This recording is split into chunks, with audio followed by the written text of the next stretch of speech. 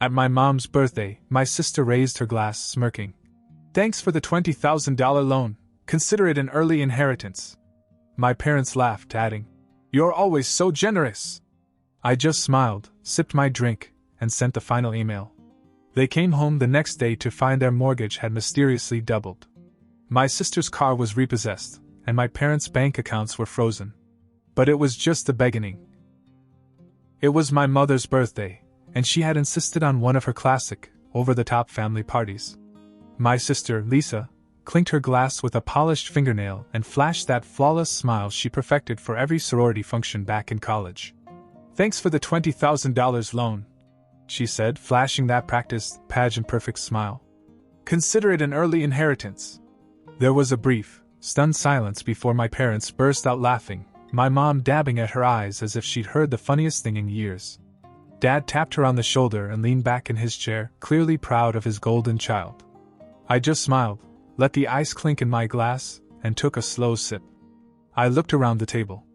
A few relatives exchanged curious glances, a couple even gave me impressed looks, as if I were some sort of financial savior. The thing was, I had never given Lisa that money. I hadn't loaned her a dime. But I had found out just a few weeks earlier that she had stolen it. I discovered it the hard way, a letter from my bank confirming a $20,000 personal loan supposedly taken out in my name. The loan had been approved 3 months earlier, and the funds had already been wired. At first, I thought it was some kind of mistake. But a few hours of digging through my credit report and a long phone call to my bank's fraud department revealed the ugly truth. Lisa had forged my signature, used my social security number, and even faked my consent on the paperwork. She'd even gone so far as to log into my online banking with the password she must have stolen from my notes, years ago. It was a betrayal that went deeper than I could admit, but the part that really hurt was how unsurprising it felt. When I confronted my parents, they brushed it off. My mom, her nose already back in a glossy magazine, barely looked up. You must have forgotten, she said, turning the page. You're always so generous to your sister. Dad didn't even bother to apologize. He just chuckled and mumbled something about family helping family. I realized then that I was done being the forgotten son, the one expected to sacrifice without thanks, the one always asked to be the bigger person. They had built Lisa up to be the star of the family, the precious daughter, the one who could do no wrong. But I was tired of playing my part in their little fantasy. As Lisa held up her glass, basking in her moment of smug triumph, I pulled my phone from my pocket, the screen already open to a draft I'd been perfecting for days. I hit send. The emails I'd just unleashed were the first in a long line of carefully crafted mayhem. They would reach the right people within hours, the kind of people who asked hard questions and didn't use family loyalty as an excuse. When my parents and Lisa returned home the next morning, the first shock hit. Their mortgage payment had mysteriously doubled overnight, a technical error that would leave them scrambling for answers and deplete their savings for weeks. Lisa's prized Audi, her baby, the one she'd proudly shown off at every family gathering, had vanished from the driveway. It was already halfway to the auction block, thanks to a quiet repossession triggered by a missed payment that, as it turned out, had never been missed, but flagged by the bank I'd tipped off. And in perhaps the cruelest twist of all, my parents' bank accounts had been frozen as part of a fraud investigation following an anonymous report of unauthorized transactions using their son's stolen identity. Of course, this was only the beginning. I had plans months in the making, and I wasn't going to stop until they realized exactly what they had turned me into. The morning after my parents' party, I got a call from Lisa. I let it ring until it went to voicemail, then another and another. After the 6th try, she finally gave up. A few minutes later, a series of texts came through, her tone shifting from confused to panicked. I threw my phone on the couch, ignoring the vibration as I made my coffee. I wanted her to stew in it a little longer. I had time. This was a long game, and I was going to enjoy every step of it. Later in the afternoon, my grandfather called. I paused when I saw his name on the screen. Unlike my parents, my grandparents had always been in my corner. They had helped me pay for college, taught me the value of hard work, and never made me feel like an afterthought. I hesitated, then picked up the phone. "John," he said, his deep, calm voice cutting through the line. "We need to talk." He didn't sound angry, just concerned. I could picture him, probably sitting in his favorite chair on the back porch, rubbing his temple the way he always did when the family got too dramatic. I agreed to meet him and my grandmother at their house the next day. When I arrived, my grandmother was waiting on the porch, her kind eyes a little sharper than usual. She led me into the kitchen, where the smell of fresh coffee and cinnamon rolls reminded me of the summers the first spent there as a child.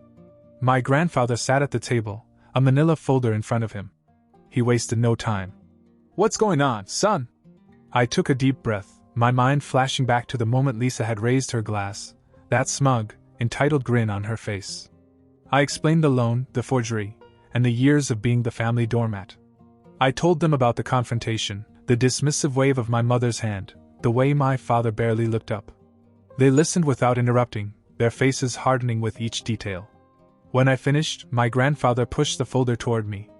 I opened it, my eyes scanning the neatly organized pile of documents, copies of emails, bank statements, and even some surveillance footage of Lisa at a bank branch. "We had a feeling something was wrong," my grandmother said quietly, her eyes glowing with a fire I hadn't seen in years. "Your sister has been getting away with too much for too long, and your parents have let it slide." My grandfather sat back and crossed his arms. "We're not going to stand by and let them drag you through this. We have a plan, but you have to be willing to see it through." I nodded, the weight of their support sinking in. I hadn't realized how much I needed it until this moment. "First," my grandfather said, tapping the folder, "we're going to make sure that $20,000 doesn't just disappear into Lisa's purse. If your parents want to ignore that, fine, but the law won't," my grandmother added. "And don't worry about the money. We'll help you with the legal side." It's time she learned that actions have consequences. As I left her house that evening, the sun setting behind the trees, I felt a strange mixture of anger and relief. I wasn't alone in this fight. For the first time in years, I felt the tight grip my family had on me begin to loosen. And that was just the beginning. A few days after my meeting with my grandparents, I got my first taste of how deep this rabbit hole would go. It started with a frantic text message from my mom. "John, please call me. Something's very wrong." I ignored her. An hour later, my father called. Twice. Then a text. "We need to talk. Call me ASAP." I let it sit for a while, savoring the chaos. I knew exactly what was going on. The bank freeze I'd set up had finally hit their main checking account, the one they used to pay their bills and fund Lisa's ongoing expenses. It would be a few days before they realized their credit cards had been flagged for potential fraud as well. But the real blow came that afternoon. My sister was finally broke. She showed up at my apartment unannounced, banging on the door like the building was on fire. I considered letting her wear herself out, but curiosity got the better of me. I swung the door open and leaned against the frame as she pushed past me into my living room, clutching her designer handbag like a lifeline. "What did you do?" She spun around, eyes wild, hair tousled in a way I'd never seen before.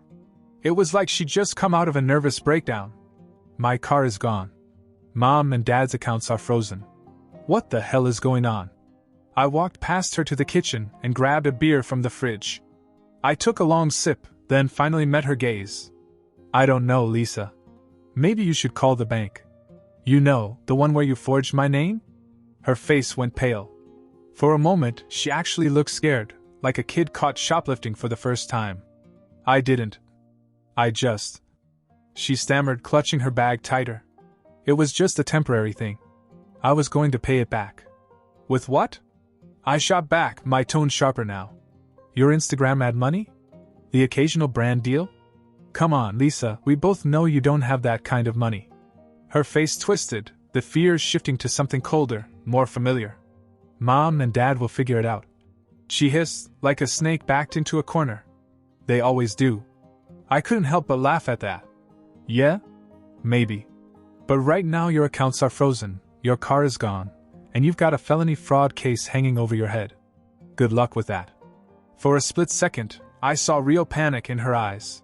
She took a shaky step back, her mind probably running through her list of Instagram friends who could bail her out. She opened her mouth to say something, then seemed to change her mind and stormed out, slamming the door so hard it rattled the picture frames on my wall. I took another sip of my beer, the cold bitterness especially satisfying. I knew this was only the opening act. The real storm was still brewing, and Lisa had no idea how bad it was going to get. Because while she was busy trying to figure out how to salvage her shattered finances, my grandparents, and I were moving on to the next phase. We'd found a lawyer, a real shark who specialized in fraud cases. He was already drafting the paperwork to file charges, and my grandparents had managed to dig up some old business connections that would make Lisa's life a living hell once the suit was filed. And then there was the matter of my parents, the ones who had always treated me like the backup plan, the reliable son who would quietly absorb any blow for the good of the family. They were about to learn a very hard lesson about loyalty and trust. As I sat back on my couch, the phone buzzing with another incoming call from my mother, I felt a dark satisfaction. For too long I'd been the good son, the quiet one, the one they took for granted. But no more. And this? This was just the beginning of their unraveling. 2 days after Lisa's panicked visit, I received a call from my attorney. He'd filed the initial complaint against her for identity theft and forgery, and the paperwork was already in motion to formally press charges. I knew it was going to hit her like a freight train. I was sitting at my desk going through some work emails when I got a message from my grandfather. It was short, just one line. Turn on the local news. I grabbed the remote and flipped to the local station. My jaw dropped as I recognized the sleek, white house on the screen, my parents' house. The camera panned to a pair of sheriff's deputies standing by the front door, their cruisers parked in the driveway, lights flashing. The reporter's voice crackled through the screen, cutting through the hum of my desk fan. Local authorities executed a search warrant at the home of Mark and Janet Wilson this morning. Sources indicate the investigation is related to allegations of financial fraud and identity theft involving a significant amount of money. I sat back, the corner of my mouth twitching into a grin. I hadn't expected things to move this fast, but I wasn't complaining. I grabbed my phone and scrolled to the group chat I was having with my grandparents. Did you have anything to do with this? I typed, my fingers tapping fast. A moment later, my grandfather replied, just making sure the wheels keep turning. Don't worry about it. Keep your head down. I chuckled, feeling a rush of vindication I hadn't realized I craved. I pictured my parents scrambling around the house, my dad trying to reason with the officers, my mom probably in full meltdown mode, clutching her pearls like some 1950s housewife whose perfect life was suddenly crumbling around her. Then my phone buzzed again. This time it was a call from Lisa. I let it go to voicemail, but she immediately tried again. I sighed and finally picked up on the third ring, if only to see what kind of story she'd spin this time. What the hell did you do? She practically screamed, her voice echoing through the phone's tiny speaker. I don't know what you mean, I replied, keeping my tone cool, almost bored. The cops just raided Mom and Dad's house. They're tearing the place apart. They took Dad's laptop, Mom's files. What the hell, John? I took a deep breath, savoring the moment. Maybe you should ask them, I said, my voice calm. Or better yet, ask yourself. This all started with you, remember? There was a beat of silence, just the faint, chaotic sounds of my parents' house being turned upside down in the background. I could almost see her standing there, frozen, her world collapsing around her perfectly coiffed head. You're ruining everything, she whispered, her voice breaking. I smiled and leaned back in my chair. No, Lisa. You did that. I'm just finishing what you started. I hung up and threw my phone on the desk. I knew she would come after me eventually, try to drag our parents into this, spin the story in her favor like she always did. But this time I had the upper hand, and I wasn't going to let go. A few minutes later, my phone buzzed with another text from my grandfather. Get ready for the next step. We're just getting started. I felt my pulse quicken as the thrill of the hunt washed over me. My grandparents were right, this was just the beginning. And when we were done, Lisa, my parents, and the perfect little world they built around them would be nothing but ashes and broken memories. The fallout from the raid hit like a tidal wave. Within 24 hours, my parents' perfectly manicured lives began to crack. The same neighbors who once chatted over the white picket fences now whispered behind closed blinds, peering out at the chaos. The local news had picked up the story, and their faces flashed across the screen every hour like the latest episode of a slow-motion train wreck. My father, an executive at a regional financial firm, had been temporarily relieved of his duties, pending an internal review. His company had no appetite for scandal, especially one involving potential fraud. My mother, whose social life revolved around charity events and high society brunches, suddenly found herself excluded from her usual circles. Her phone calls went unanswered, invitations dried up, and her so-called friends avoided her like the plague. But the real breakdown happened to Lisa. I'd been monitoring her social media and watching her carefully curated life unravel. The posts slowed, then stopped altogether. She made a few half-hearted attempts to control the narrative, vague captions about betrayal and family struggles, but the backlash was brutal. Then came the real blow. I received a call from my grandfather. His voice was firm, but tinged with an unmistakable edge of satisfaction.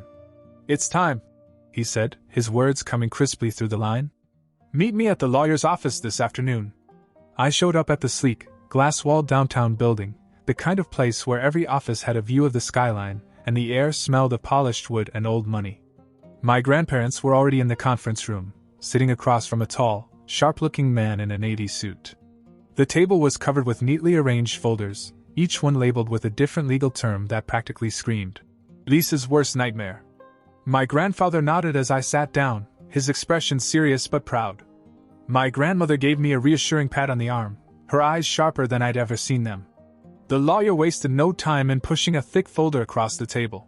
"This is the formal complaint," he said, tapping the cover. "Forgery, identity theft, wire fraud, it's all here. Given the evidence we've gathered, this isn't just about the $20,000. We're looking at potential jail time." I opened the folder and flipped through the neatly typed pages, each paragraph a nail in the coffin of Lisa's carefully constructed world. Emails with forged signatures, bank transfer records, surveillance footage from the bank where she pretended to be me. It was a mountain of evidence. "And the house?" I asked, looking up at my grandparents. My grandfather leaned forward, his eyes steely. "Your parents put it up as collateral for a business loan a few years ago. Now that their accounts are frozen and their credit is in free fall, the bank has already started foreclosure proceedings. They'll be out by the end of the month." I felt a tightness in my chest, a strange mixture of satisfaction and something like sorrow. I had once looked up to my parents, tried for years to earn their respect, to be the son they could be proud of. But those days were over.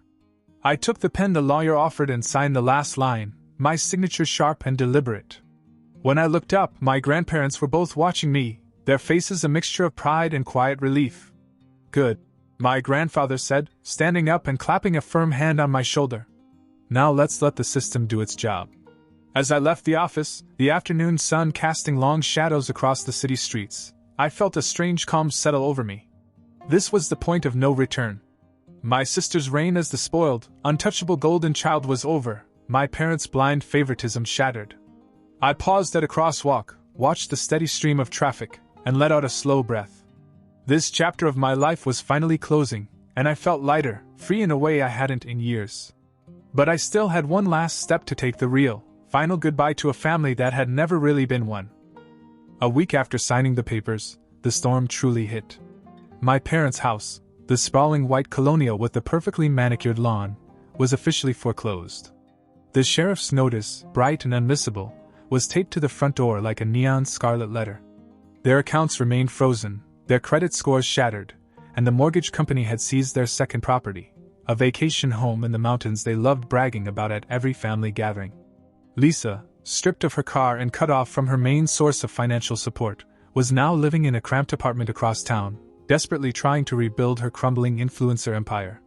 She posted a shaky, tear-filled video on Instagram, claiming she was the victim of a smear campaign, but the internet had no mercy. The comments were ruthless, her followers abandoning her in droves. I watched all of this unfold from a distance, keeping my phone on silent as the calls and texts from my parents piled up, each one more frantic than the last. At first, it was just my mom, pleading for an explanation, then my dad, his messages growing angrier and more demanding. Eventually, even Lisa tried, her tones swinging wildly between apology and venom. But I ignored them all. Then, one evening, I got a call from a number I didn't recognize. I almost ignored it, but something made me pick up. "John?" It was my mother's voice, raw and strained, like she'd been crying. I said nothing, just let the silence stretch until she finally broke. "John, please," she whispered, her voice cracking. "We need to talk. Your father, he's lost his job. We're losing the house. They took our accounts. We don't know what to do." I took a slow breath, feeling the weight of years of neglect, dismissal, and silent resentment press against my chest. "Maybe you should ask Lisa for help," I said, my tone flat. There was a stunned pause, the kind where you can almost hear someone's heart breaking on the other end of the line. "John, please," she choked out, her voice small, stripped of its usual confidence. "We're family." I closed my eyes, my grip tightening around the phone. Family? The word felt bitter in my mouth, a lie I'd finally stopped telling myself. "No," I said, my voice cold and steady. "We're not. Not anymore." I hung up, letting the phone drop onto the couch beside me. I sat there for a long time, staring at the city lights outside my window, the distant hum of traffic a strange, comforting white noise. For the first time in years I felt free. A few days later, I packed up my apartment, sold most of my furniture, and moved to a new city, one where my family's shadow couldn't reach me. My grandparents helped me find a place, a small but bright one-bedroom with big windows and a balcony that overlooked a park. Before I left, I stopped by their house one last time. My grandmother hugged me tightly, whispering how proud she was, while my grandfather clapped my shoulder, his eyes shining with a rare, quiet pride. "You did good, kid," he said as I pulled my bag over my shoulder. "You stood up for yourself. Don't ever forget that." As I drove away, I felt a strange, aching mixture of loss and relief. I knew it would take time to truly move on, to stop looking over my shoulder, waiting for the next betrayal. But I also knew I'd never let anyone take advantage of me like that again. I was free, and for once, my life was truly my own. My update. Hey everyone. I wasn't planning on posting again, but something happened recently that felt like a fitting end to all of this, so I thought I'd share. It's been about 6 months since I cut ties with my family. I moved to a new city, found a decent job, and started building a life that feels like mine for the first time in years. I have a small but bright apartment, a group of friends who don't come with decades of emotional baggage, and a routine that doesn't involve walking on eggshells around my parents or bailing my sister out of her latest crisis. The legal situation ended a few months ago. Lisa avoided jail time barely thanks to a deal that included a mountain of community service, a hefty fine, and a permanent mark on her record.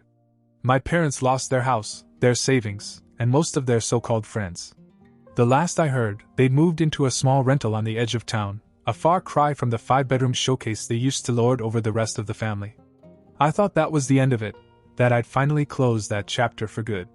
Then, a few weeks ago, I received a letter from my grandparents. I hadn't heard much from them since the final court hearing, mostly because I had tried to distance myself from anything that had to do with my old life. But when I opened the envelope, I found a crisp, folded document, a deed made out in my name. It took me a second to realize what I was looking at. My grandparents had bought me a small piece of land just outside the city, a quiet plot near a river with a view of the trees and distant hills. It's nothing fancy, just a few acres and a gravel driveway, but it's mine. There was a note, too, in my grandmother's neat, curly handwriting. "John, we know we can't change the past, but we hope this can be a small part of your future. Build something good here. Create a life that makes you happy. You deserve it. We love you." I sat there holding the paper, staring at the words until the letters blurred together. It felt like a real, final break from everything I'd tried to leave behind. A chance to start over, to build something without the shadows of my parents and sister hanging over me. I went out there a few days later, just to see for myself. It was a cool, overcast afternoon, the kind where the air feels sharp and clean and the sky hangs low and gray. I walked along the property line, the leaves crunching under my boots, the river nearby running swift and cold. Standing there, with the wind rustling the branches and the smell of wet earth around me, I felt a peace I hadn't known in years. I realized that for the first time I wasn't just surviving, I was living. Building. Moving forward. So yes. I guess that's it. Thanks for reading, for the support, and for reminding me that it's okay to stand up for yourself, even if it means walking away from the people who were supposed to have your back. Take care, everyone. I hope you all find peace, too.